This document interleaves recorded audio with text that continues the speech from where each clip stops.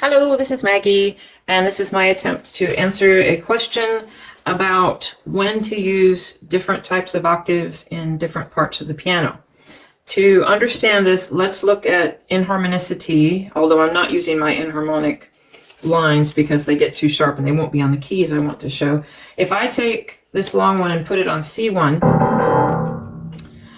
if you remember that these gradually get sharper and sharper as you go up, which it's not showing right now, but they do, we want our mid-range, we want all this area to kind of blend. So we're making compromises with all of our intervals, so this will blend, including our octaves. Our octaves are not pure, or they wouldn't sound right.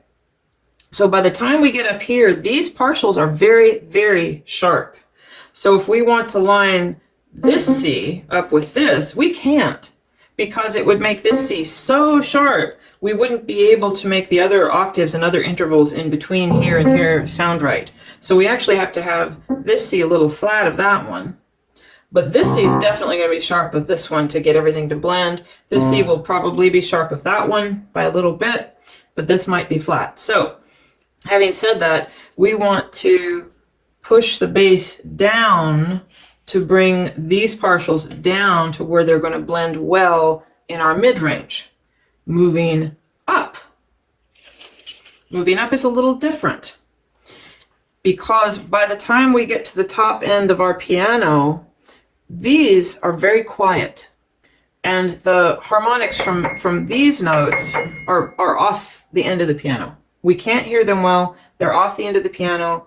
They're not going to conflict with these as much. They're very quiet, or at least these are not going to conflict with the harmonics down here in the bass. So as we move up, we don't have to stretch as much as we do going down, because if we did, we would have a very complex problem of everything being too wide in here again and then too wide going down. We can't get that carried away. It won't line up. So as we move up, I mentioned a 4-to-1 double octave.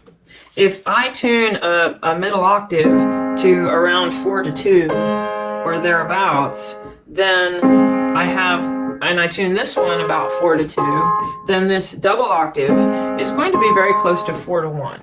So we talked about, when would you want to use a 4-to-2 and a 4-to-1. I'm going to end up in that area. So everything from probably here up is going to be very close to a 4-to-2 octave, more or less, depending.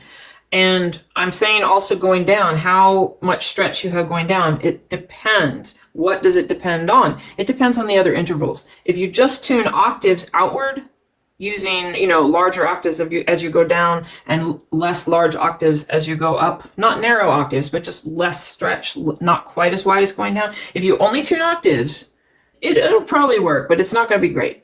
How you know when to start changing your octave type and all that is not to measure the octaves. It's to tune every other interval in between. As you tune your other intervals with your octaves, they will tell you how wide your octaves need to be. You don't need to add more stretch than the piano needs. The inharmonicity of the piano will tell you where to place those octaves. You don't have to stretch these octaves beyond where the partials line up. The partials line up wherever they line up, and that causes the stretch you need. I hope this comes close to answering some questions. It's a bit oversimplified. I am not going to demonstrate any of that in this video, but I will in future videos. I will talk separately about moving into the bass and moving up into the treble and how to know where to place things. But this, I hope, answers two questions some people asked. And if it doesn't, ask me again and I will try again. So if you like my videos, please subscribe. I'm going to have a special thing coming up when I hit 500 subscribers. I'm going to have a giveaway. It's going to be so much fun. So subscribe, like my videos. Happy tuning.